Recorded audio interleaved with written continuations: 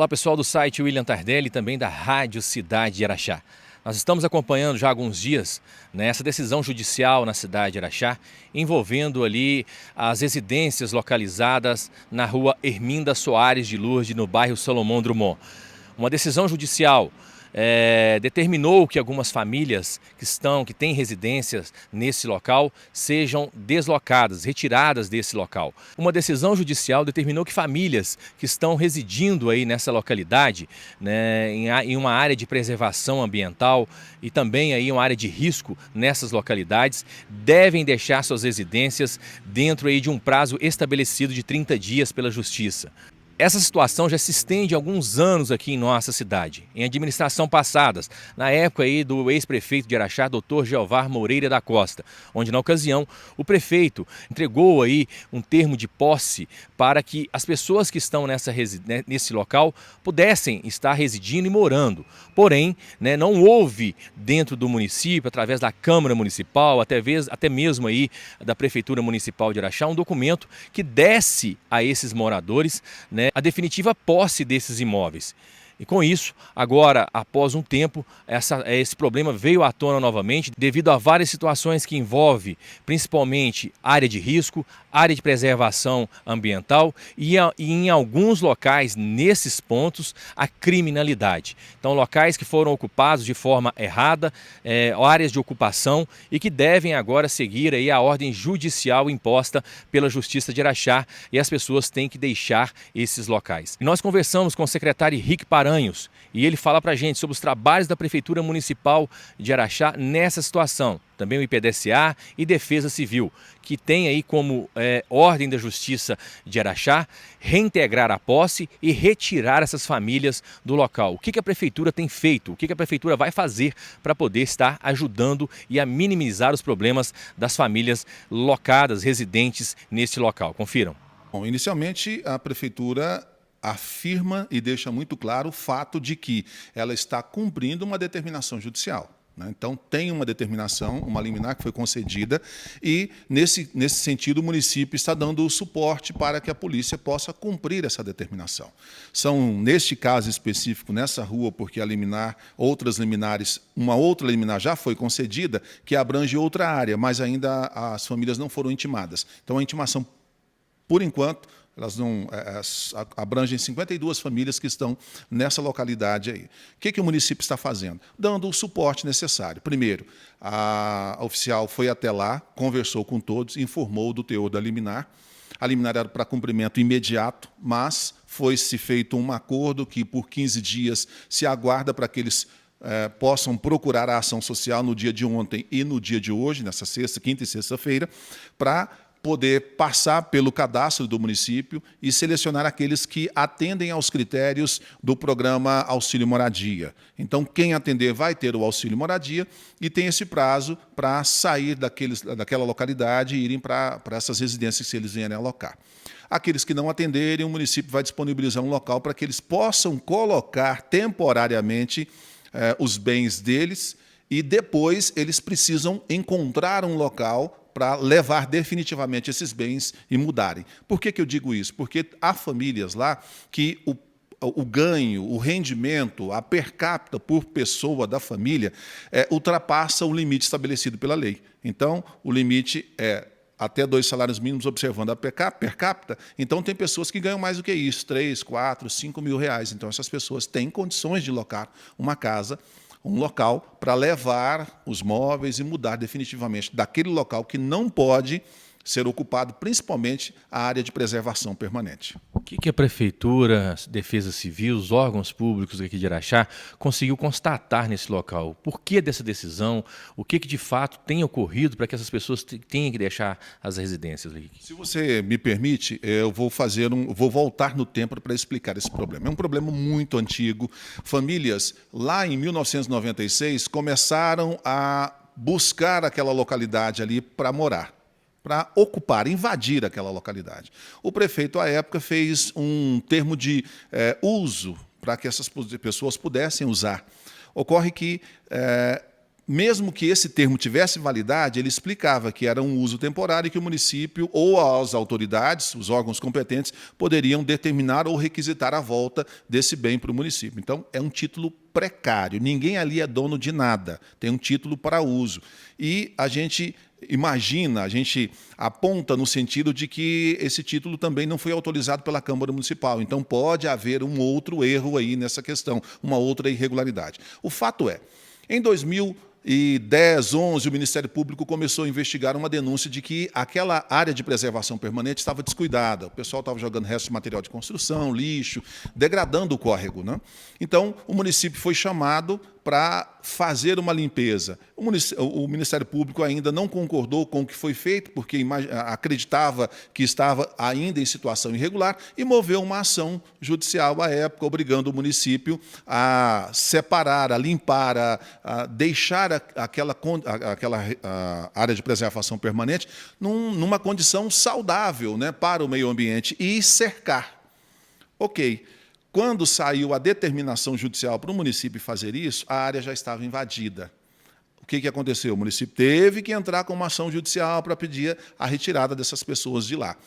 Na época, o juiz concedeu, todavia, nós estávamos entrando no período de pandemia. Então, veio a decisão do Supremo dizendo, olha, ninguém pode ser retirado nessas situações porque nós estamos vivendo um estado de pandemia. Ocorre que, depois que terminou esse período, volta-se os efeitos da liminar. Nós tivemos, principalmente porque em uma parte lá do bairro, daquela região, nós não estamos falando que é tudo, mas tem um índice de criminalidade grande. Então, tudo isso ensejou novamente ao doutor Renato Zupo a trazer de volta os efeitos da liminar concedida lá atrás. E aí o que acontece? Precisa cumprir. Determinou, então, que seja cumprido, o município não tem outro caminho senão fazer valer o que está determinado na liminar, que é desocupar aquela região. Essa contrapartida que o município vai dar para essas famílias, 3, 5 meses, se não me engano, 12 meses, né? Aí fala em até 12 meses, né? Em até 12 meses. Essa contrapartida aí que o município vai dar para essas famílias. O que essas famílias vão ter que fazer durante esse período para que, quando vencer esse prazo, não volte novamente o mesmo problema que está acontecendo atualmente? O programa Auxílio Moradia ele é muito claro. Para as pessoas terem direito a ele, então, tem de atender a esses critérios que eu estabeleci. Só que, além disso, ela tem que estar disposta a fazer uma qualificação profissional. A prefeitura vai encaminhar ela para uma oportunidade no mercado de trabalho e, com isso, ela vai conquistar a autonomia financeira, para que, ao final do período da concessão do benefício, vai ser cessado. E como ela já vai ter autonomia financeira, ela vai poder tocar a vida dela normalmente. O município libera o benefício, ela loca uma residência, um local, um apartamento onde ela vai ficar. Essa locação é feita no nome dela. Depois que cessa o benefício e ela tem autonomia financeira, ela continua nessa locação e continua pagando. Então, o objetivo do município é dar as ferramentas para que essas pessoas possam deixar aquela condição precária que está lá. Nesse caso, Rick, como que está sendo feito os trabalhos aí de levantamento dessas famílias? Pela ação social e também pela Prefeitura e Defesa Civil? Exatamente. Primeiro ponto é esse levantamento ele é feito pela ação social. Então, na última quinta e na última sexta-feira, as famílias que foram notificadas, que foram intimadas pela Justiça da decisão, tiveram a oportunidade de procurar a ação social para fazer o preenchimento do relatório, do cadastro, e assim dar a condição delas participarem do programa habitacional. As outras virão à medida que o juiz expedir o mandado da segunda liminar que foi concedida, e aí essas pessoas forem intimadas dessa decisão e puderem deixar esses locais e eles atenderem aos critérios, elas também serão contempladas. Os outros, como eu disse, que não atendem à lei, precisam procurar um local para seguir, porque a área, principalmente a área de preservação permanente, não há condições, não podem ficar, tem de deixar aquele local. Então falamos com o secretário Rick Paranhos e ele falou, né, de todos os detalhes para a gente sobre a situação. Foi bem claro, né, pessoal? Foi bem sucinto aí nas suas explicações, dando a explicação necessária que o município tem feito o seu papel, está fazendo o seu papel, o seu trabalho para tentar minimizar esse problema, acondicionar essas famílias em alguma outra residência. Tem aí agora a situação da ajuda que a prefeitura vai dar até que ela se restabeleça. Ela vai ter um prazo para poder fazer isso, para buscar durante aí o prazo estabelecido aí dentro desse aluguel social para poder buscar um emprego, para poder buscar uma outra fonte para que seja pago o aluguel da onde ela vai estar morando, ou até mesmo construindo uma residência. Então o município está dando aí essa contrapartida para que a pessoa não fique desamparada. Nós conversamos também com o excelentíssimo juiz de direito, Dr. Renato Zoain Zupo. O nosso amigo, companheiro de trabalho, Diogo Meira, gravou com o excelentíssimo juiz e ele vai dar todos os detalhes sobre a decisão judicial imposta pela Justiça de Araxá.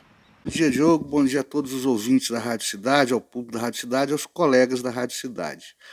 Na verdade, eu, durante o plantão, recebi alguns secretários da municipalidade, o jurídico da municipalidade, preocupados com a situação dos assentados, vamos dizer assim, né? Não vamos falar a palavra invasores, não, porque a gente entende perfeitamente o problema habitacional deles. Só que o município não pode deixar de agir, sob pena até de crime de responsabilidade dos seus gestores.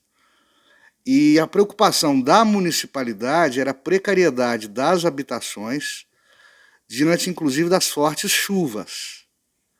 Se houvesse ali, diante daquelas habitações precárias, alguma tragédia, se culparia o município, através dos seus gestores, com o prefeito à frente, por ter cruzado os braços, por não ter tomado providências. O pedido de reintegração de posse já existia, foi reiterado por conta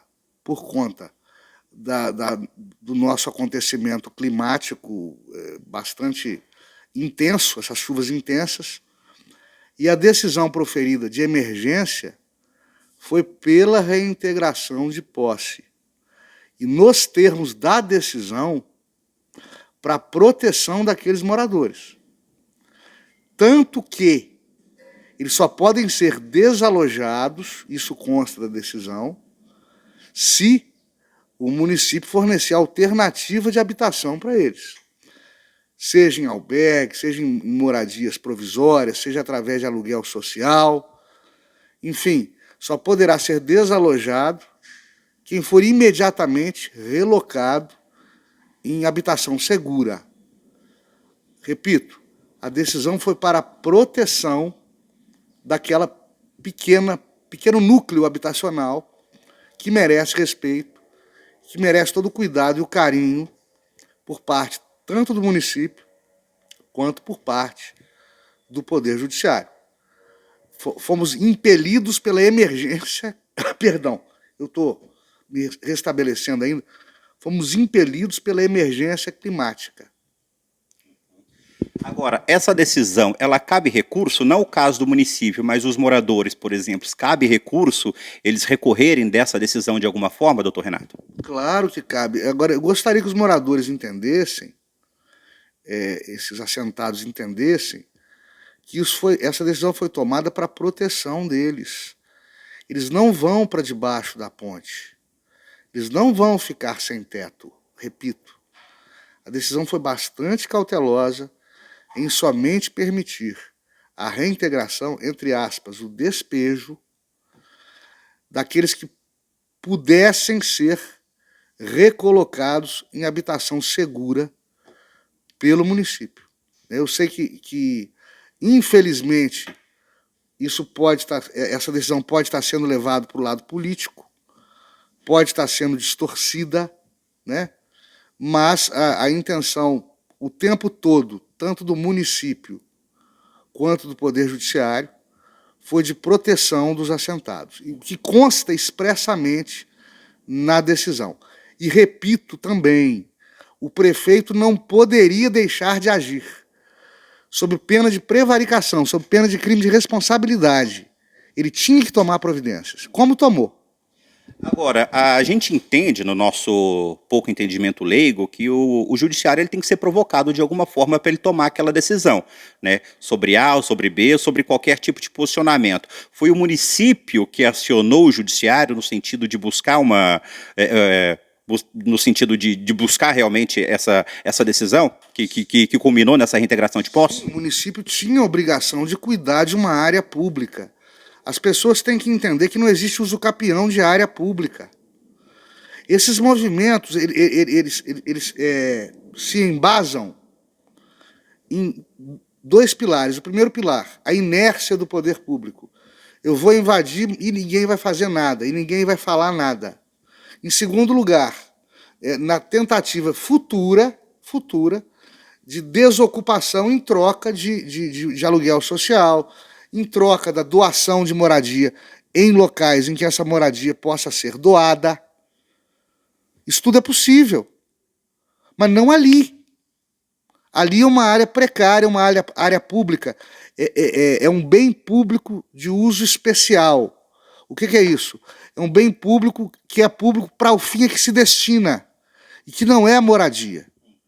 O município pediu em outubro, novembro, a reintegração de posse, e reiterou esse pedido, essa preocupação conosco, na virada do ano, por conta das fortes chuvas, que ocorreram de maneira intensa e ainda ocorrem.